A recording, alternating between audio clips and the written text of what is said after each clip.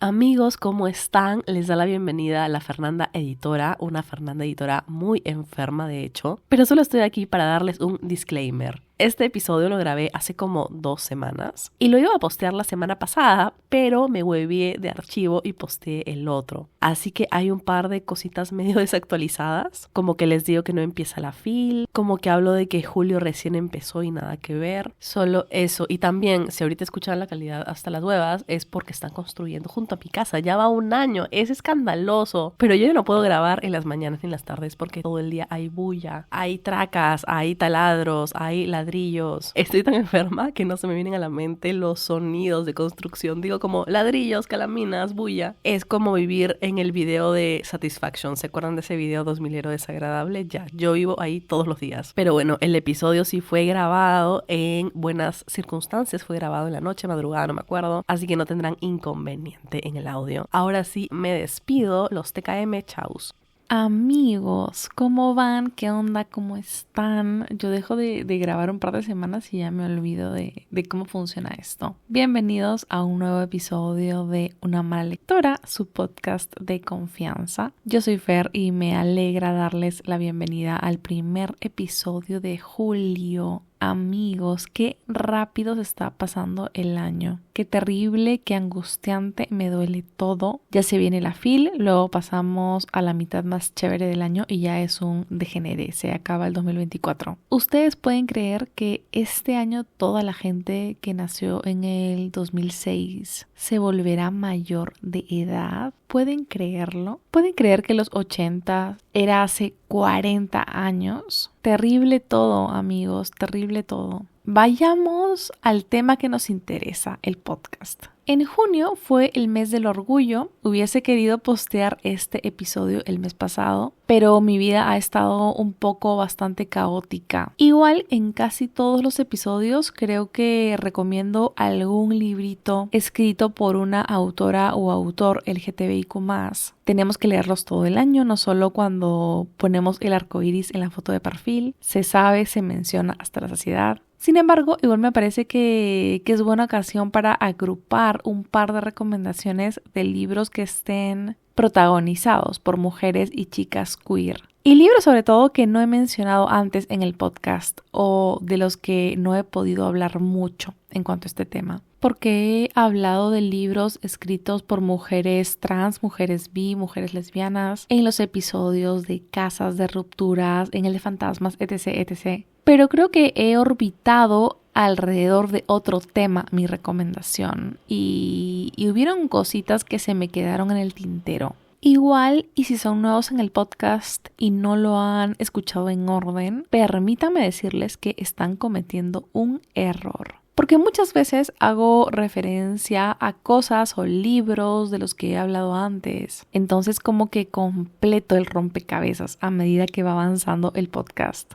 Y además también suelto demasiada información mía, así que también hay desarrollo de personaje. Pero si han cliqueado en el episodio de hoy, igual les recomiendo escuchar el que posteé en junio del año pasado, en el que justamente hablé de la importancia de la diversidad LGBTIQ+ en la literatura. En ese episodio mencioné cómo la diversidad no es tan diversa como nos venden los eslogans de las librerías y que a veces las recomendaciones de autores LGBTIQ+ son básicamente de hombres blancos gays. Y si algo aprendimos de Pocahontas es que el hombre blanco es un error. Por eso, en parte, he elegido hablar exclusivamente de escritoras y personajes femeninos queers hoy día, porque creo que es un espacio un poco huérfano de recomendaciones. Y además, yo suelo leer a muchas más mujeres que hombres, así que ustedes recomiéndenme libros escritos por hombres gays, por hombres trans, por hombres bi, en fin, yo soy todo oídos. Hace poco un amigo me dijo, Fer, recomiéndame libros gays. Y yo, ya amigo, tengo libros de tal y tal y tal. Y él me dice, no Fernanda, libros gays, quiero libros de pene con pene. y dije,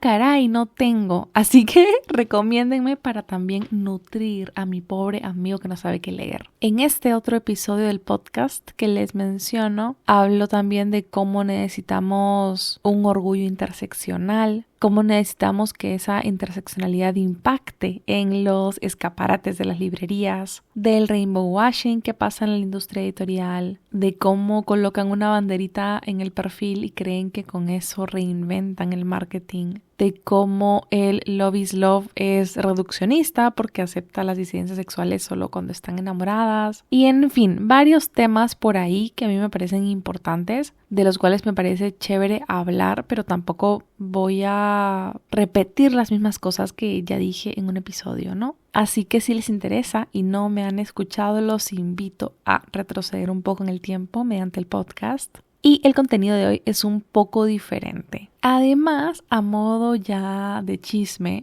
cuando posté el episodio del año pasado, recibí un mensaje de una trabajadora de una de las librerías que mencionaba. Y en esa oportunidad hablé un poco de San Isidro como distrito y mencionaba que tenía la mayor concentración por metro cuadrado de viejos lesbianos y de criptobros, cosa que por supuesto sigo manteniendo. Y esta persona me dijo que no era así, que ellos atendían a todo tipo de público. Lo que me parece gracioso porque es una manera indirecta de responder, ok, atendemos a viejos lesbianos, pero también atendemos a gays. Porque lo que justo esta persona me decía es que iban a tener un montón de eventos gays y que me preparara. Porque justo yo mencionaba cómo esto de ponerse el arcoíris en el logo era muy performático, etc. Y la cuestión es que el dichoso evento gay era un conversatorio con Alberto de Belaúnde, que es un congresista, un ex congresista peruano. Pero bueno, este año yo dije, a ver, quizás la verdadera agenda gay era para el Pride del 2024.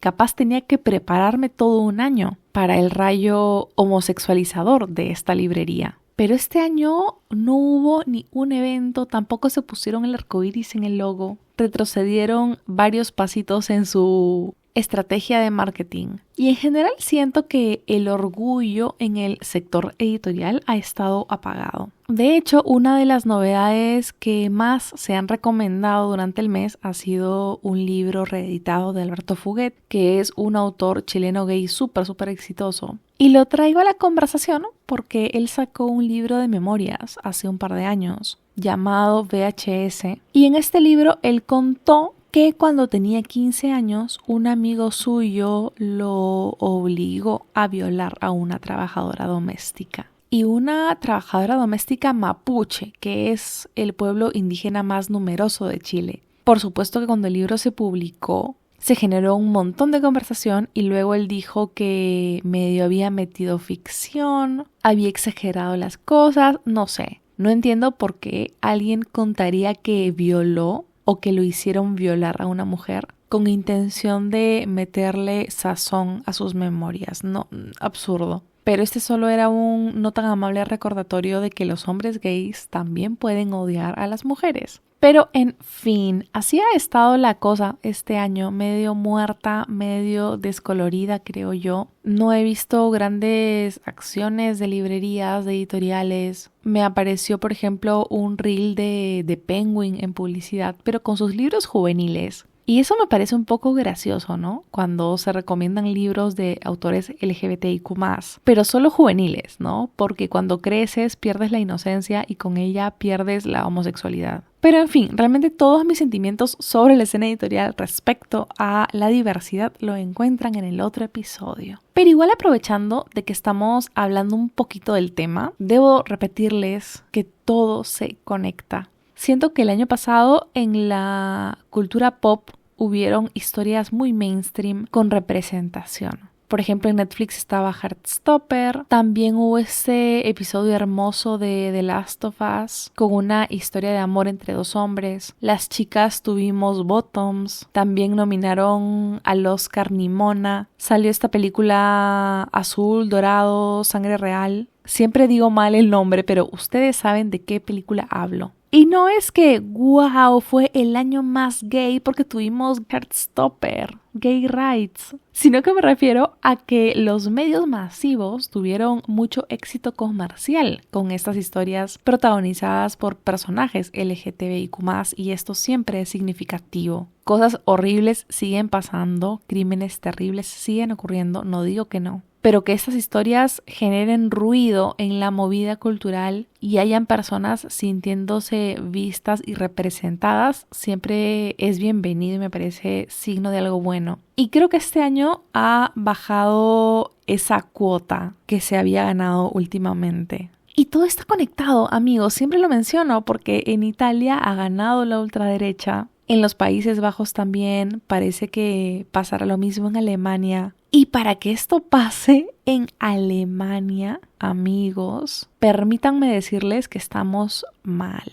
Si la gente que es educada sobre el Holocausto desde que aprende a leer está pensando que la ultraderecha es una buena opción, es porque nos estamos yendo al hoyo. Mayday, Mayday, que suenen las alarmas de la purga, alguien haga algo. Y es súper fácil pues quejarnos de la gente y ya, ¿no? En Perú nos encanta bulear a nuestros amigos norteños porque son fujimoristas, pero al final el voto siempre nos dice algo. Y siento que para que tantos países estén optando por opciones tan extremas, tenemos que estar muy desesperanzados, muy desmoralizados. Igual y no se preocupen, igual podemos bulear a los norteños por ser fujimoristas, solo lo estaba comentando. Y claro, ¿no? Tenemos a Milei al costado. Un abrazo desde el fondo de mi corazón a mis escuchas argentinas que tienen a ese desadaptado de presidente. Todavía me parece alucinante eso, de verdad. Es que yo no dejaría que un hombre como Milei, o sea, ni siquiera les hablo de votar por él como presidente. Yo no dejaría que un hombre como Milei bañe a mis gatos. No dejaría que un hombre como Milei le haga la basta a mi pantalón. No dejaría que me haga un café con leche. O sea, fuera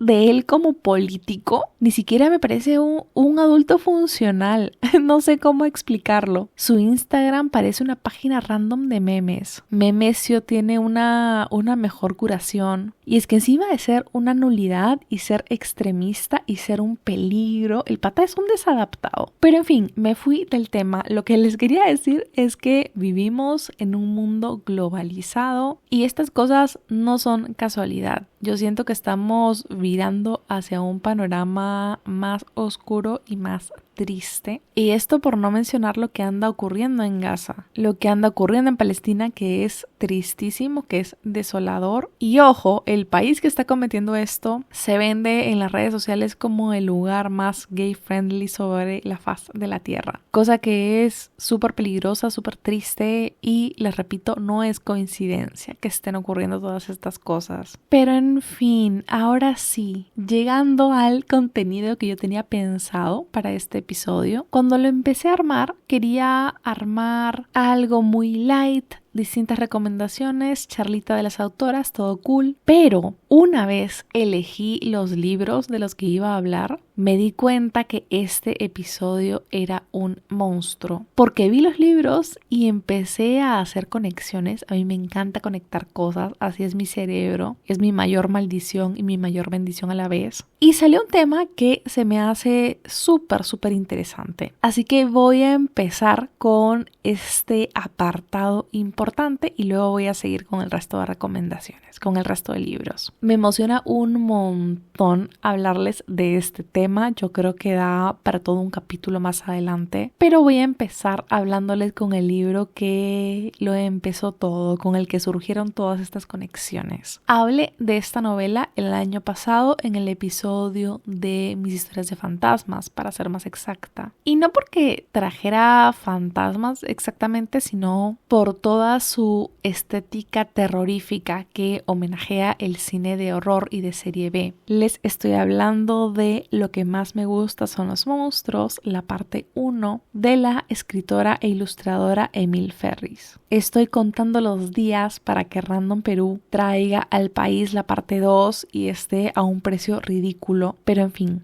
Esta novela gráfica de dimensiones monstruosas en todo sentido de la palabra, porque no solo es tremenda historia, sino que es un libro inmenso y súper pesado, pesa como mi gato el más gordo de todos. Y el libro nos transporta al Chicago de la década de los 60. Y lo hace para presentarnos a Karen Reyes, que es nuestra protagonista, una niña de 10 años bien particular que está afanadísima con estas películas de horror de serie B que les comentaba, y toda esta iconografía, toda esta estética, todas estas gráficas de las revistas pulp de monstruos. Y Karen se ve a sí misma como una niña lobo, pero no como una niña lobo cualquiera, sino una niña lobo detective. Y su caso a resolver es el asesinato de su vecina, que era una anciana superviviente del Holocausto. Y ojo, esto no es una novela sobre una niña detective. Esto es más que nada una especie de fantasía infantil. Pero Karen, con este afán de saber más de la señora Silverberg,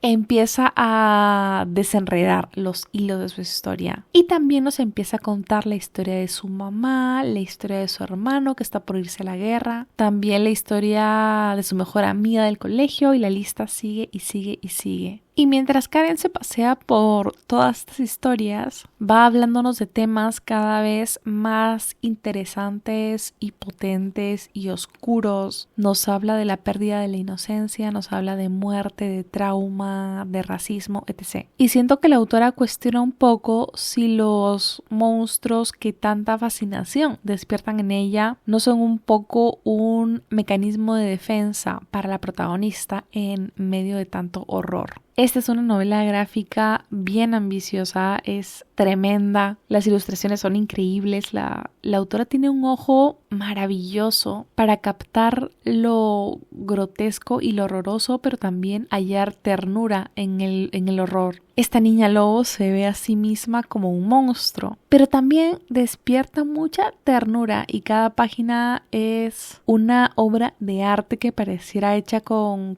lapiceros, porque todo se asemeja a un bloc de notas. Y saliendo un poco del apartado gráfico, hay un tema importante. Karen, nuestra protagonista, es lesbiana, y la autora, de hecho, durante muchos años se asumió como lesbiana, pero luego se dio cuenta que era bisexual. Yo no suelo leer muchas entrevistas a autores, pero en su momento por trabajo leí una entrevista que le hicieron a la autora y me pareció súper interesante lo que mencionaba y se me quedó muy grabado. Igual, y ahora armando el episodio volví a revisar esa entrevista, está en The Guardian, voy a compartirles algún link. Y la autora profundizaba mucho en Karen como protagonista y decía cómo decidió que esta niña se concibiera a sí misma como un hombre lobo porque ella hizo algo así cuando tenía su edad. Emil Ferris cuenta que su madre era una mujer bellísima y que creció viendo cómo su belleza y la de otras mujeres que la rodeaban despertaban el deseo de los hombres, y que muchas veces ese deseo se desencadenaba en violencia. También comenta que fue víctima de abuso sexual, que esto era algo lamentablemente común donde ella creció, y que de hecho esto le dificultó un montón poder desarrollarse como ilustradora, poder desarrollar su arte. Y que ella se veía como un monstruo casi a modo de protección, porque había crecido viendo a estas mujeres hermosas, como les digo, atraer hombres que luego les hacían daño. Así que decidió distanciarse lo más posible de ellas. Y qué cosa más diferente que un hombre lobo, ¿no? Sobre todo en esta cultura tan aferrada a los estándares de belleza, a las sonrisas con carillas, a la depilación absoluta. Y por supuesto que todo este proceso, todo este plan surge del dolor, ¿no? De una herida. Ninguna niña ni nadie debería querer convertirse en un monstruo para protegerse. Sin embargo, creo que este tema me sirve de punto de partida para hablarles de el horror y el terror vinculado a lo queer.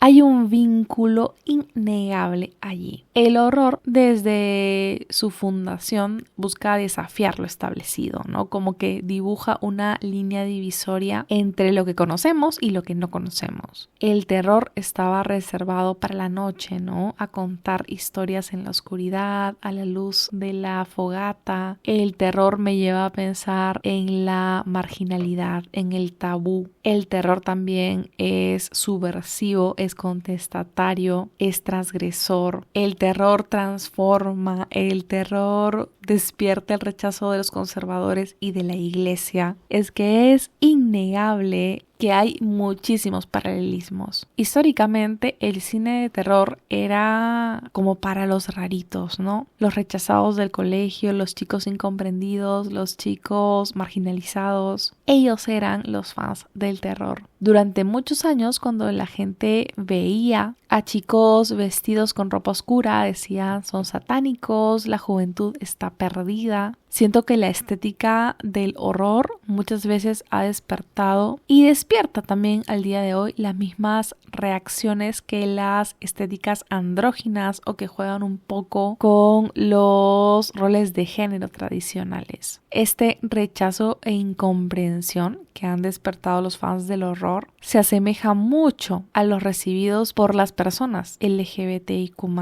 Hace mucho tiempo hubieron unos chicos incluso que estuvieron presos por años porque se les acusó de asesinar a unos niños y la única prueba en el caso, y digo prueba muy entre comillas, era que a los chicos les gustaban las películas de terror y los libros satánicos. Hay un documental buenísimo y bien doloroso de este caso. Se lo recomiendo mucho a los fans del terror y del true crime. Es el caso de los 3 de Memphis y el documental se llama Paradise Lost. Pero en fin, este vínculo entre lo queer y el terror tiene muchísimas y muchísimas capas.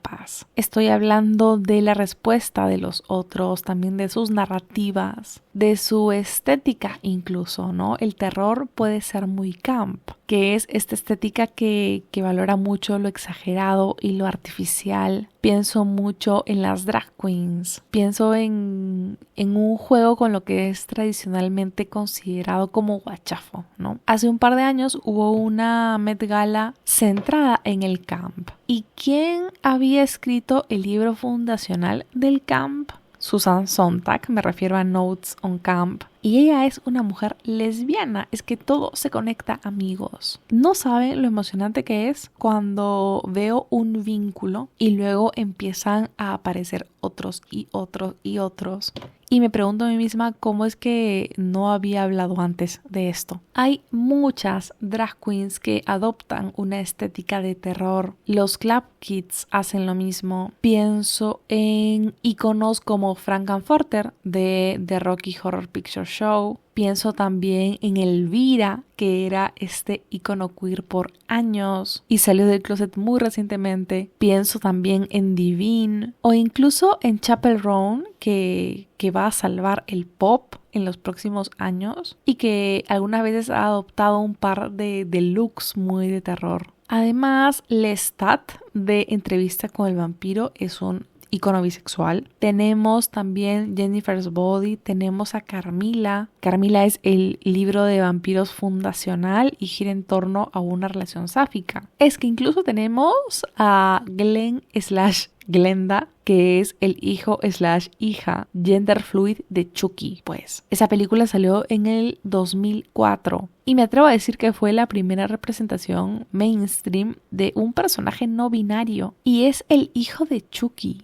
Hay una dinámica muy interesante entre lo queer y el horror. Pienso en los amantes que estaban condenados a verse escondidas en las sombras por las ridiculeces de la sociedad. Incluso está el tema de las transformaciones de los cuerpos, del body horror. Pienso también en el erotismo, que es importante, o en esto que escuchamos tan de la sexualidad es un espectro, ¿no? Y cómo se refuerza cuando vemos a personajes inmortales ser bisexuales muchas veces. Cuando tienes la vida eterna, ¿por qué vas a limitar tus opciones, no? Da para un episodio, queda pendiente. Se los prometo porque siento que podría hablar horas de esto. Y ahora quiero que visualicen un diagrama de Venn con 3 círculos. Me refiero a este diagrama de círculos que se interseccionan entre sí, ¿no? El primer y el segundo círculo ya lo vimos. Uno es lo queer y el otro es el horror. Ahora tenemos que pasar al tercer círculo, que es la mujer.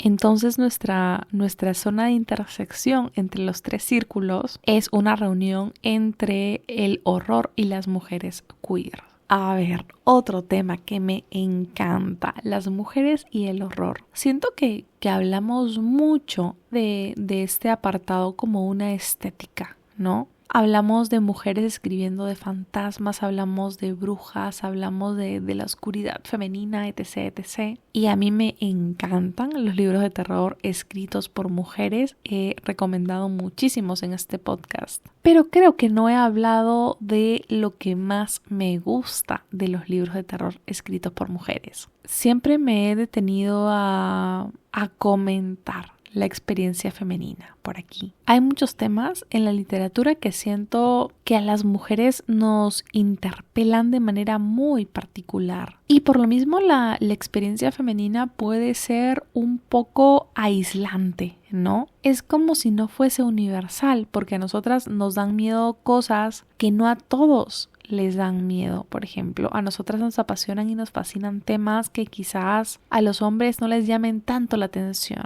Sin embargo, mediante el horror, yo siento que transformamos la experiencia femenina en una experiencia universal. Por ejemplo, hablemos de casas embrujadas. La casa es nuestro lugar seguro. Las mujeres crecemos temiendo los peligros de la calle. Por eso es tan escalofriante la idea de que alguien traspase nuestros límites y se mete en nuestras casas. La casa embrujada de alguna manera utiliza ese mismo temor, pero lo vuelve universal. Ya no es el temor de que un hombre se meta a tu casa durante la noche, sino que es el miedo de que un fantasma lo haga, de que una maldición te haga algo. El temor femenino se vuelve universal. Incluso, ¿no? ¿Qué nos daría miedo que nos hagan los fantasmas? Que nos toquen, ¿no? Que superen nuestros límites, que no respeten nuestro consentimiento. ¿Entienden a dónde voy? Incluso pienso en, no sé, en Tiburón, en el miedo de sentirnos vulnerables ante un depredador. Creo que muchas chicas nos podemos haber sentido así sin habernos enfrentado a un tiburón necesariamente. También pienso en Alien, ¿no? Deben recordar la icónica escena del parto.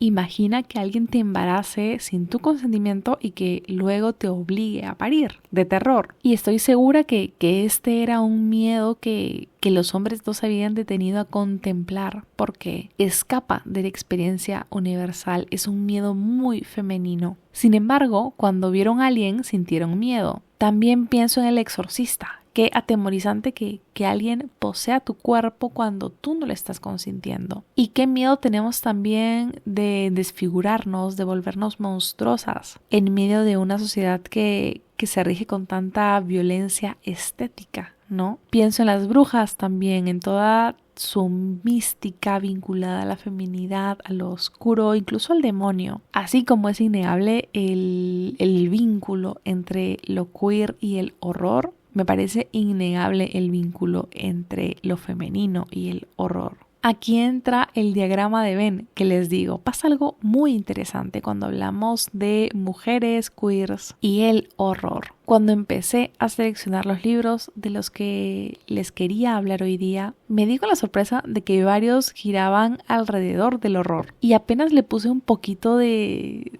cabeza al tema, me saltaron todas estas conexiones que quería compartir con ustedes. Me encanta que de alguna manera las mujeres queers reclamen como algo muy suyo el terror. Siento que es una forma de reivindicar la marginalización que han sufrido por tantos años y que siguen sufriendo de maneras diferentes. Y antes de ir con el resto de libros, volviendo al cómic del que les estaba hablando, lo que más me gusta son los monstruos. La sexualidad de Karen le añade más profundidad a varias dinámicas del libro. Pienso en la fascinación que tiene por otras mujeres, también pienso en su relación con su amiga, en su relación con su hermana, humano y a todo el dolor de crecer mientras encuentra su lugar en el mundo. Ella se ve como un monstruo, quizás porque vive en una sociedad que ve a las personas LGBTIQ+ como monstruos, ¿no? Recuerden que estamos en los 60s. Hay mucha violencia, hay mucho rechazo y antes de que los demás la vean como una otredad, es como si ella abrazara su marginalidad y la adoptara mediante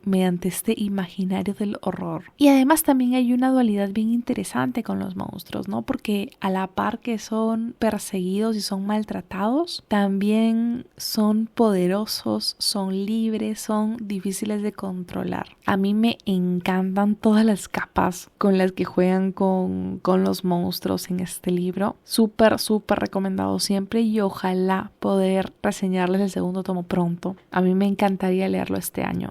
Pasemos al siguiente libro de terror, que también es un cómic, La noche que llegué al castillo de la fabulosa Emily Carroll. Hablé en el podcast de su libro Cruzando el bosque, que es una recopilación de 5 relatos de terror. Es un libro que me encanta. Y La noche que llegué al castillo retoma ciertos elementos de ese libro. El trabajo de ilustración es fenomenal, mantiene los tonos en blanco y negro y rojo. Y este último carga con mucho significado. El rojo es la violencia, la sangre, la sensualidad, el erotismo, lo prohibido. Y a mí me encantan las ilustraciones de esta mujer. Y pasando a la historia, esta nos transporta a un castillo muy viejo en el que vive una condesa, cuya paz se ve interrumpida cuando llega una extraña visitante, que es una chica con cara de gato, con rasgos de gato. Y desde que ella aparece en la novela deja en claro que su misión es asesinar a la condesa. Y apenas estas dos mujeres se conocen, la atmósfera cambia, la dinámica entre las dos es bien interesante. Son enemigas naturales, digamos, pero hay una tensión sexual importante, hay mucho erotismo, mucha sensualidad y me parece muy interesante explorar estas tensiones en la literatura, como les decía hace un rato. Les mencioné, por ejemplo, Carmilla, que es este libro de vampiros fundacional que también tiene una dinámica de este estilo. Esta novela gráfica es mucho de atmósferas, de sugerir que hay cosas ocurriendo bajo la superficie y puede detenerse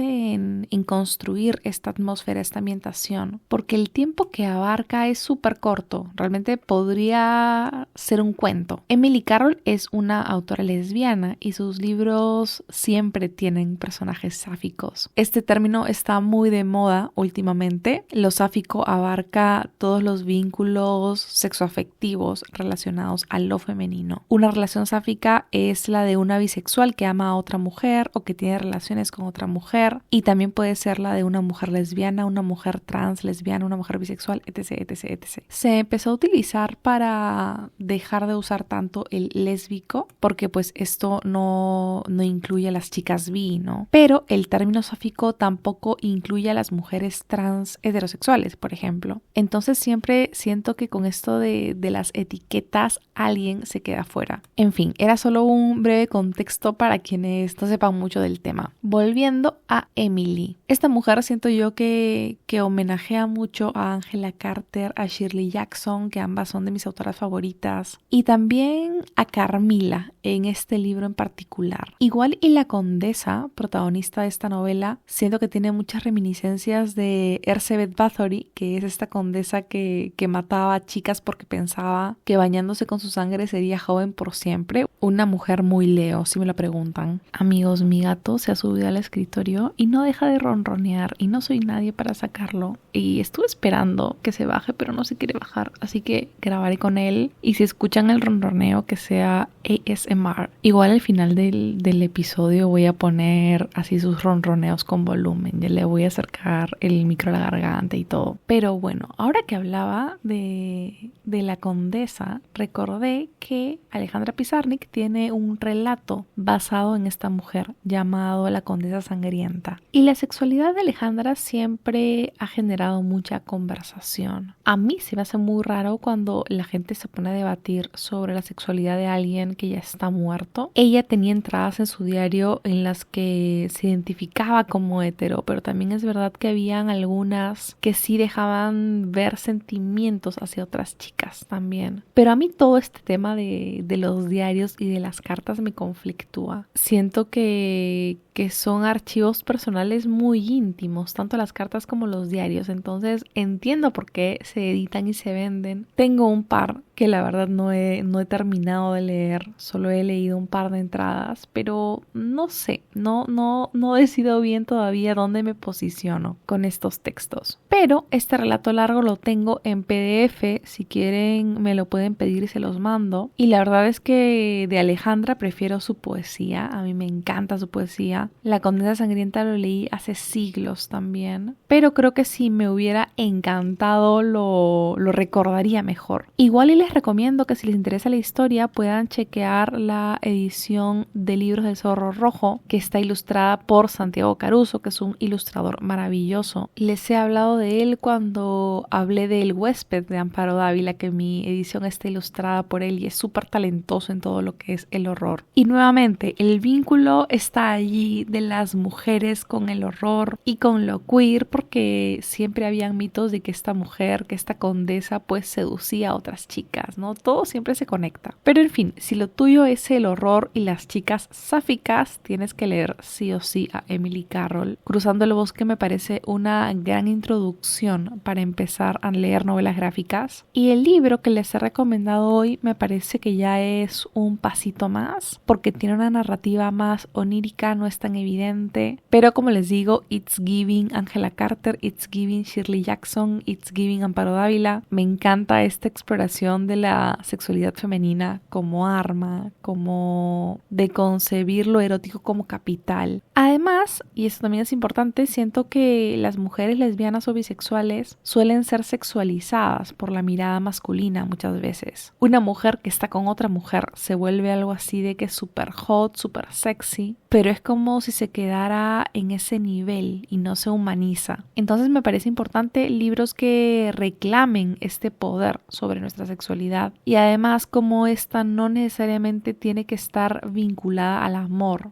sino que puede consistir en una exploración de nuestra individualidad como seres sexuales. Y ya saliendo un poco de los cómics, tengo un par de novelas que también coinciden en el terror y las mujeres queer. La primera que les voy a recomendar es La Mujer de Púrpura de Janet Winterson. Esta escritora británica remeció la escena literaria allá por los 80 cuando publicó Fruta Prohibida, que es una novela que se basa muchísimo en la vida de la autora. Ella fue adoptada por una pareja de ultra religiosos muy activos en su comunidad y cuando Janet se dio cuenta que era lesbiana decidió irse de su casa. Este libro lo tengo pendiente hace años, ya les contaré cuando lo lea y fue, como les digo, el título que puso a la autora en escena y aproximadamente 30 años después escribió el libro del que les voy a hablar. La Mujer de Púrpura nos traslada a los 1600 en Lancashire, para ser más exacta, que es un condado inglés al noroeste del país. ¿Y qué estaba ocurriendo allí? Los infames juicios de brujas. En Lancashire tuvo lugar uno de los juicios más documentados de la historia británica, el juicio de las brujas de Pendle. Y este libro reimagina un poco la historia de una de estas supuestas brujas llamada Alice Nutter. Fueron 12 personas acusadas de brujería en este juicio y al final mataron a 10. 8 de estas personas eran mujeres, por supuesto. Se les acusaba de matar a gente, de hacer pacto con el diablo, de que hacían sus sabbats, de que tenían muñecos tabú, todo muy siglo XVII coded.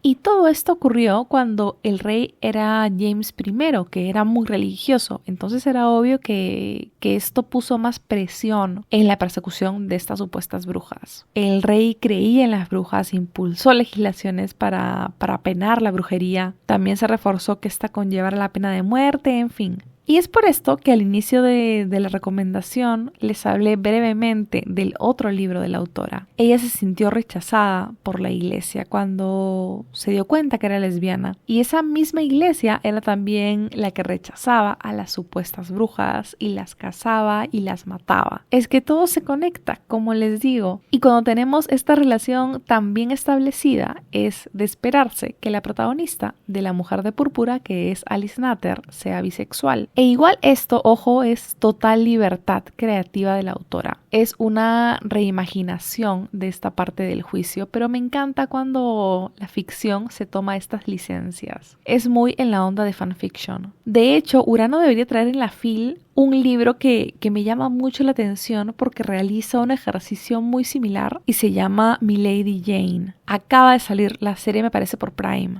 Y este libro es una reimaginación de la vida de Lady Jane Grey, que fue esta mujer que asumió el trono por mandato de su papá, pero el pueblo no la reconoció porque era menor. Se mechó con todos y la terminaron condenando a muerte cuando tenía como 16 años. Se le conoce como la reina de los 8 días. Seguro les va a sonar por el cuadro que hay de su ejecución, que es un cuadro hermoso. Se los voy a dejar por Instagram. Y bueno, la novela toma a este personaje, pero le busca dar otra historia, ¿no? Una mucho menos desoladora y deprimente y trágica. Y a mí me parece muy divertido cuando la ficción se toma estas licencias. Y además esto ocurre sobre todo con las historias de mujeres, ¿no? La vida fue muy injusta con Jane y con Alice. Curiosamente, ambas fueron ejecutadas a pedido de la corona por ser consideradas muy peligrosas. Y es bonito que gracias a algunas autoras, siquiera en la ficción, estas mujeres hayan conseguido reescribir un poco su historia para quitarle un poco de tragedia. Es hasta esperanzador, creo. Alguien me debería escribir un fanfic. Por favor, alguien escríbame un fanfic. Amigos, siento que van a odiar este episodio porque no dejo de irme por las ramas. Pido perdón desde lo más profundo de mis entrañas. Pero ya, volviendo a La Mujer de Púrpura. Este es un libro muy breve, es así muy spooky. Tenemos una gran ambientación, una gran atmósfera. La autora nos sumerge en este pueblito alejado en el que profanan tumbas, alaban al diablo, la gente está muriendo. Es todo muy, muy darks. Y Alice es un gran personaje, es muy magnética, esta mujer muy inteligente y siempre está un paso adelante. Este libro me parece una gran lectura de Halloween o de invierno, de Spooky Time, sin ser tampoco súper spooky, ¿no? No te va a traumar. Igual y me queda el sabor de que si la autora hubiese hecho esta novela un poco más extensa y nos hubiese permitido conocer mucho mejor a los personajes, el libro me hubiera encantado. Pero igual, como les digo, está muy cool y creo que si te gustan las historias de brujas o las historias sáficas, pues tienes que leer este libro sí o sí. Y también es una lectura recomendada para los fans de los libros de historia.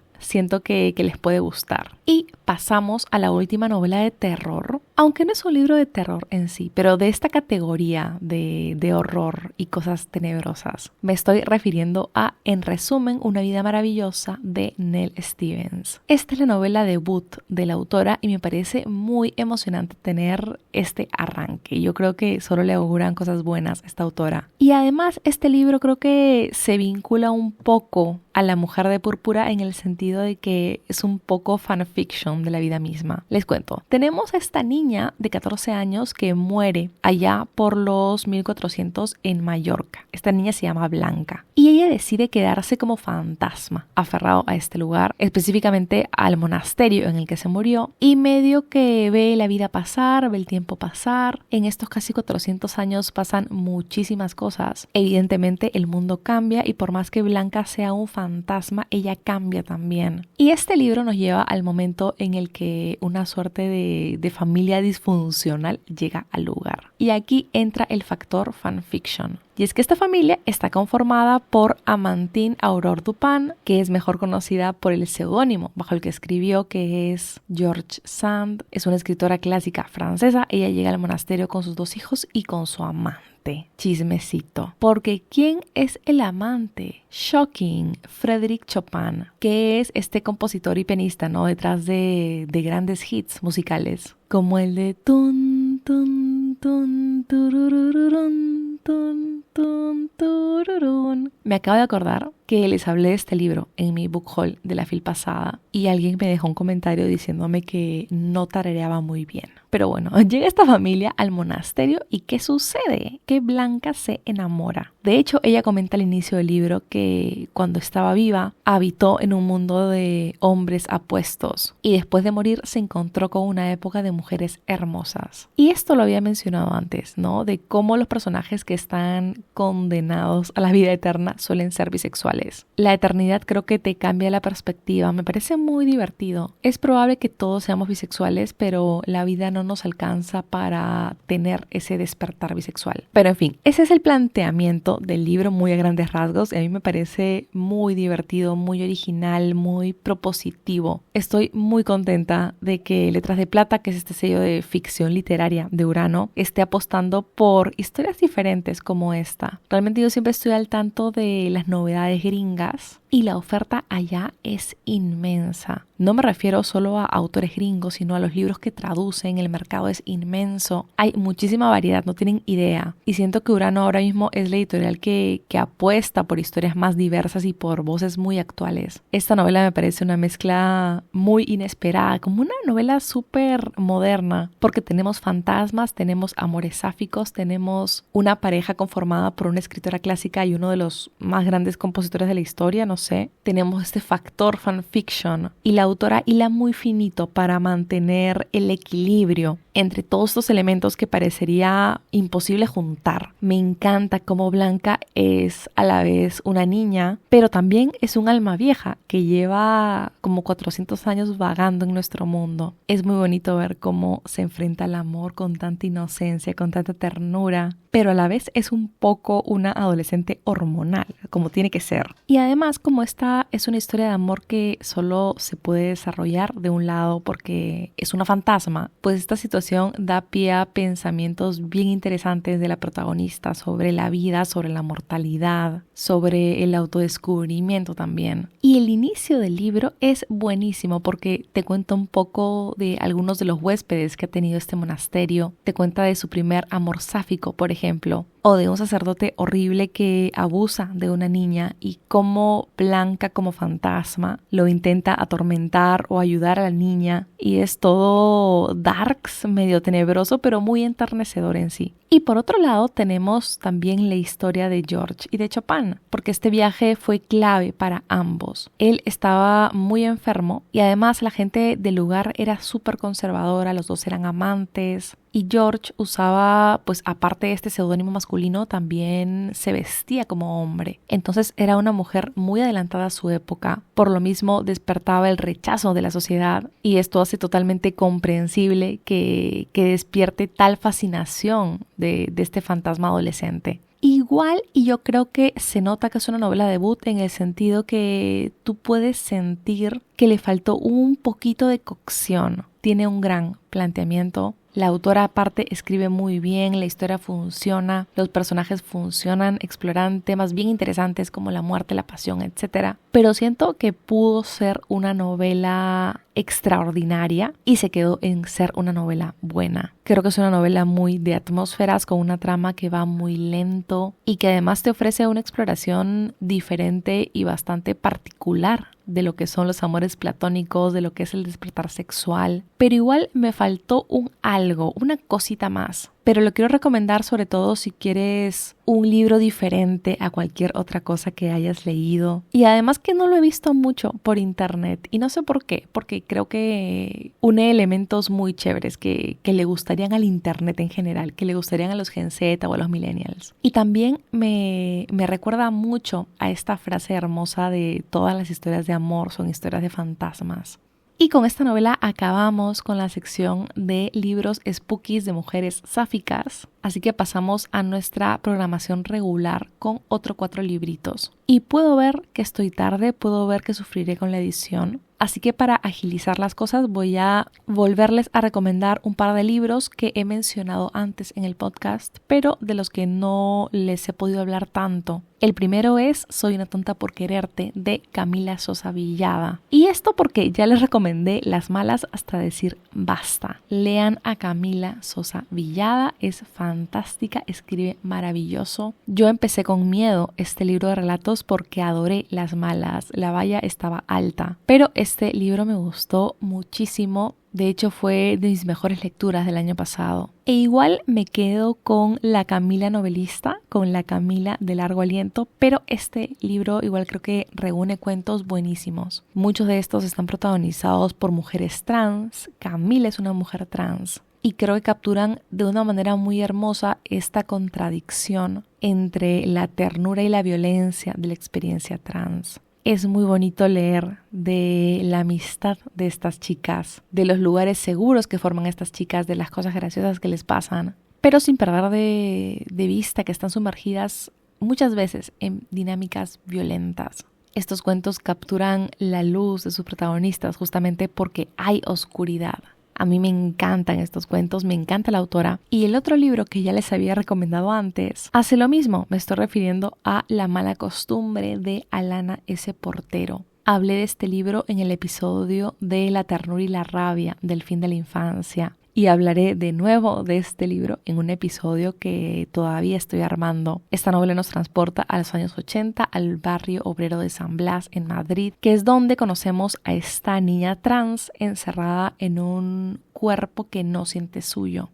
Ella emprende un viaje para conocerse y descubrirse, y en el camino se enamora, conoce a gente que la quiere como es, gente que le cambia la forma de ver el mundo, también conoce a gente que la daña. Esta novela me hace recordar a Camila Sosa Villada por este contraste que le menciono entre la inocencia y el dolor, pero me recuerda incluso más a Lemebel con su precioso Tengo miedo torero, por entregarnos personajes tan magnéticos y tan entrañables que encuentran en la ternura su camino a la revolución. La protagonista de esta novela es tremenda, pero el elenco de personajes secundarios también te quita el aliento, se roban cada escena en la que aparecen, y hay un pasaje en particular de un personaje femenino que a mí me hizo llorar de la pura emoción, de la belleza. Así de cursi me puso este libro. Es una novela preciosa, está escrita de manera bellísima también. Se me viene a la mente este gif de la pluma sobre un papel que en vez de escribir deja fuego. Ya, esa es Alana S. Portero.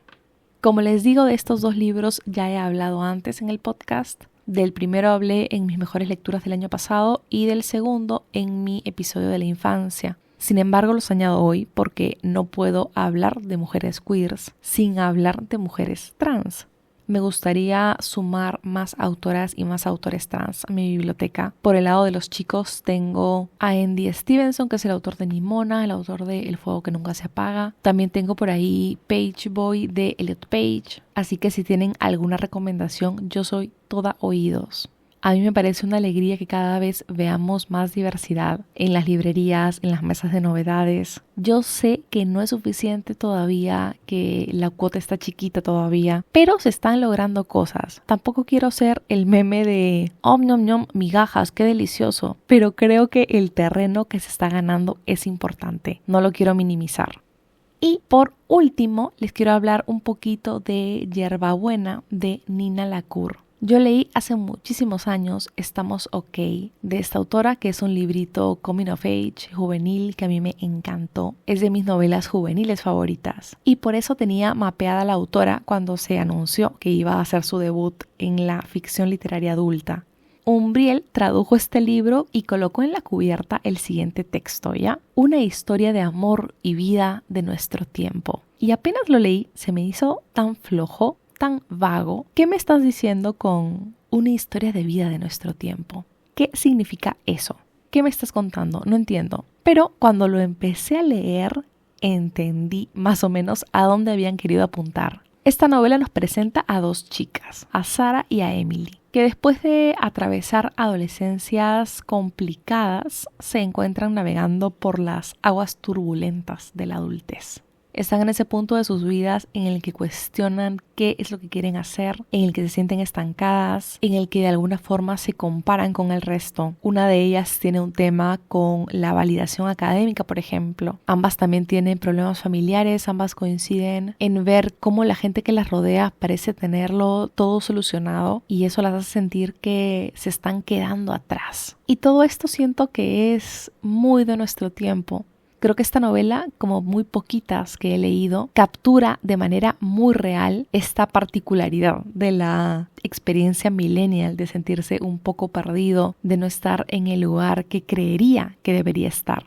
Y esto sobre todo desde una perspectiva muy femenina. porque por más que hayan temas transversales como el pertenecer a una generación que no se puede comprar una casa como hicieron sus papás, o el tema de intentar romper con el trauma generacional, este libro habla mucho de la dificultad para conectar con otras personas, para establecer vínculos, y siento que esto conecta de otra forma con las mujeres. Ahora las relaciones interpersonales están plagadas de estos términos de love bombing, ghosting, breadcrumbing, orbiting, y ya es un poco bastante ridículo, ¿no? Sobre todo porque todo se limita a ser comunicativo y ya. A ser honesto. Es como este famoso término de responsabilidad afectiva, de que, qué importante es tener responsabilidad afectiva. Qué increíble un hombre con responsabilidad afectiva. Cuando básicamente lo que significa es ser una persona decente, es tener la mínima consideración con el otro. Yo creo que inventamos todos estos términos porque la vara está en el subsuelo, la verdad.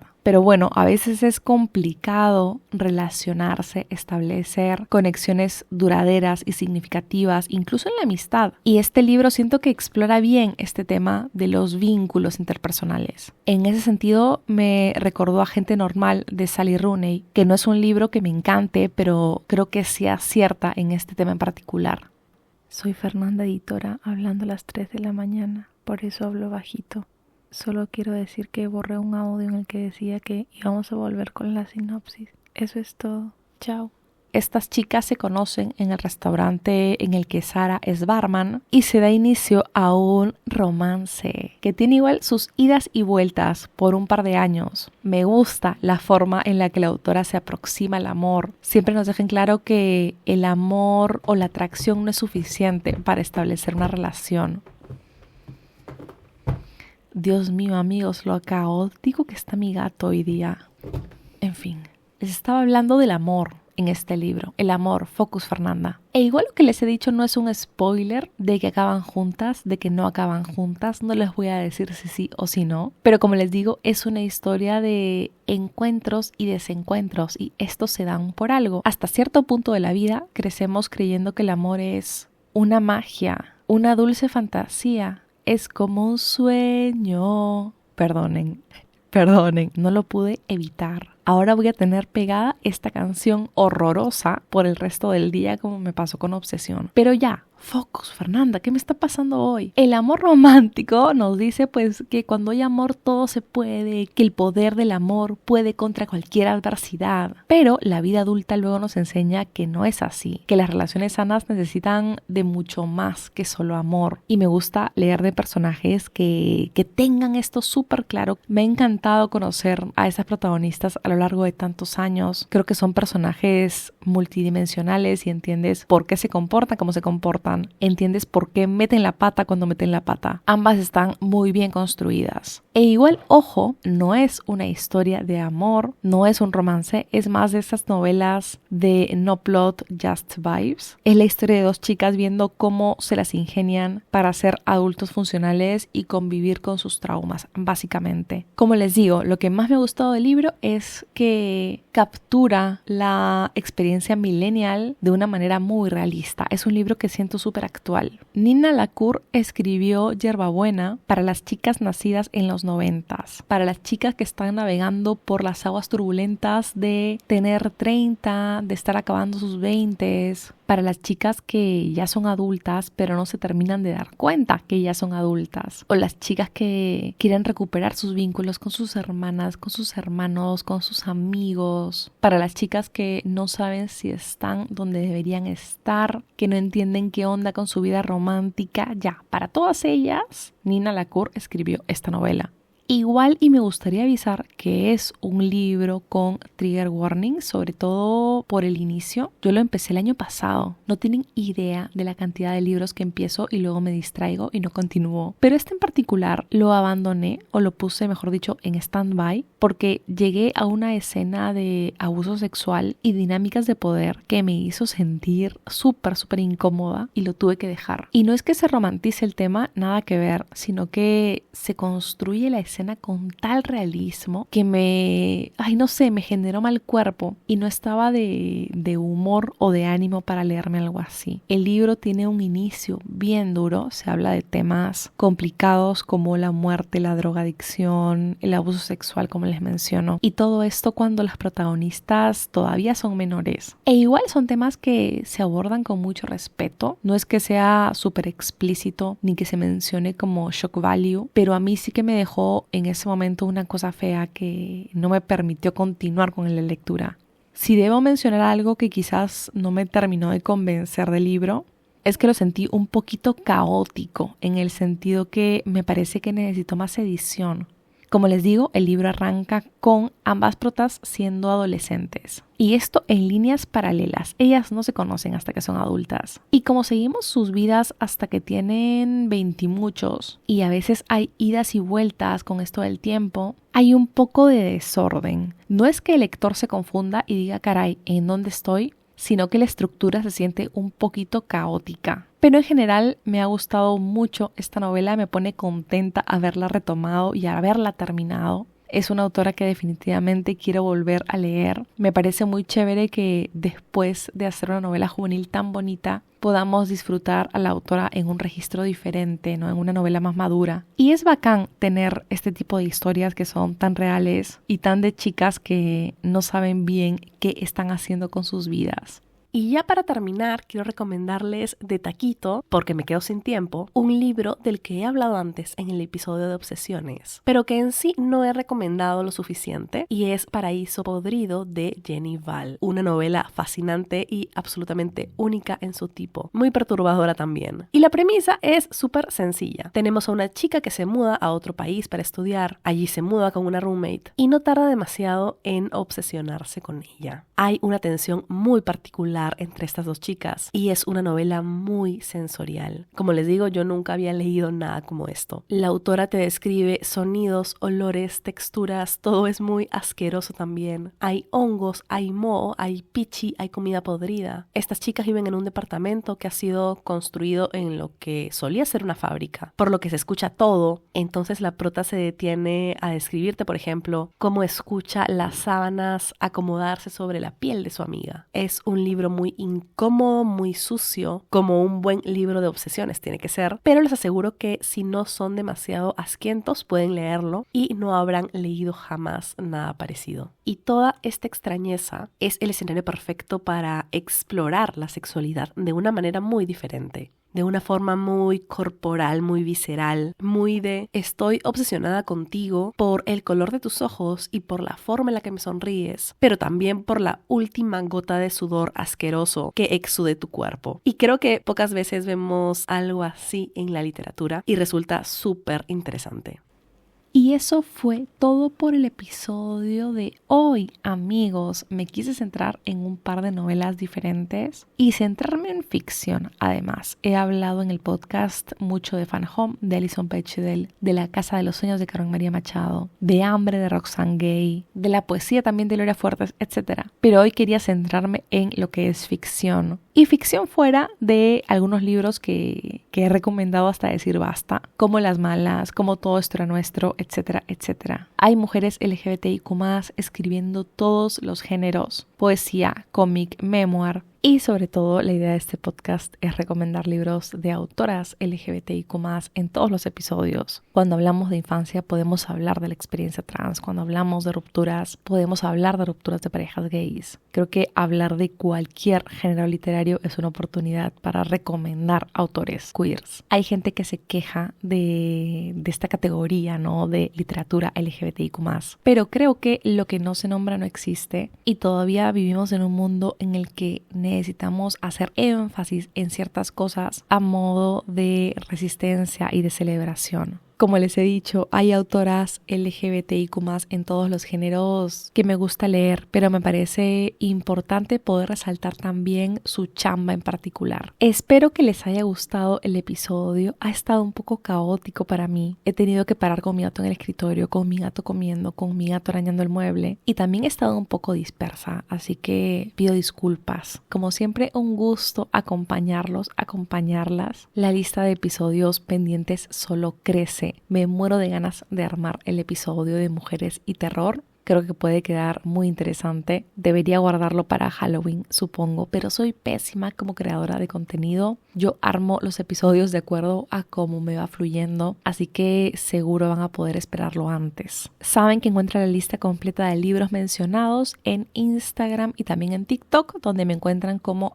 @unamanalectora, y por allí también comparto contenido de libritos y otras cosas. También voy a estar posteando este episodio en YouTube. Hay gente que ha llegado por la magia del algoritmo a YouTube y me está escuchando por allí y me dejan comentarios de wow, este podcast es el secreto mejor guardado, no lo puedo creer, porque claro, por allá somos como, no sé, menos de 200 suscriptores. Creo que el mes pasado coloqué todos los episodios del podcast en YouTube, así que los invito a escucharme por allá, activar notificaciones, darme 5 estrellas, todas esas cosas tecnológicas que uno debe hacer cuando el contenido de alguien le gusta.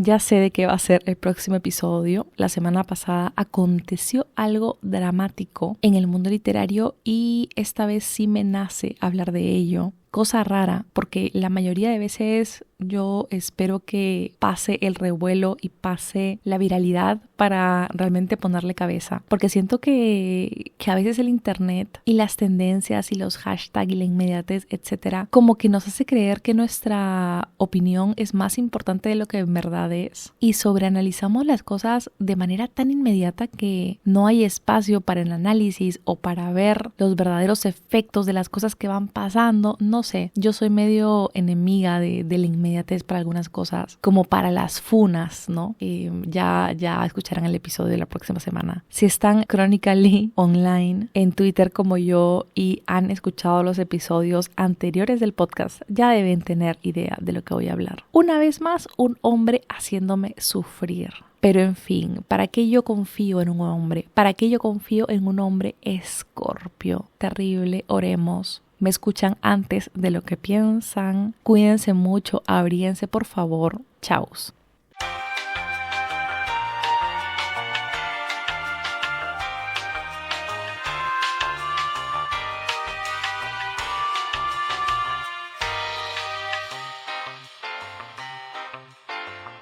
Amigos, algo muy gracioso ha sucedido. Soy Fernanda, editora, en la madrugada, por eso susurro. Estaba editando el episodio y quería aumentar el audio de mi gatito ronroneando. Y curiosamente se ha vuelto a subir y está ronroneando de nuevo y está lengüeteando mi tabla de nuevo. Parece que supiera que es un momento de brillar. Bueno, es eso. Van sus ronroneos. Saludos.